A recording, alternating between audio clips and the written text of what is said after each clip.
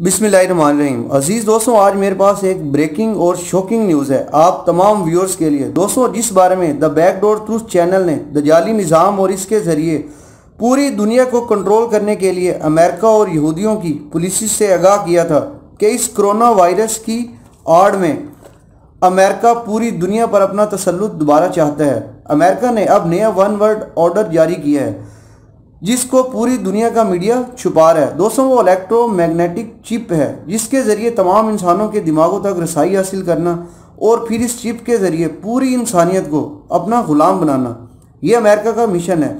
इस electromagnetic chip की video मैं आपके सामने शेयर कर रहा हूँ। और दोस्त, स्वीडन में लोग अपने जिस्म में माइक्रोचिप लगवा रहे हैं और अपने एक्सपीरियंस किस तरह शेयर कर रहे हैं। अजीज़ दोस्तों, ये मनसूबा अमेरिका ने 2010 में बनाया था और अमेरिका के ज़र खरीद एजेंटों ने, जो पूरी दुनिया के मीडिया को देख रहे हैं, ये बात हमारे सामने नहीं आने दी।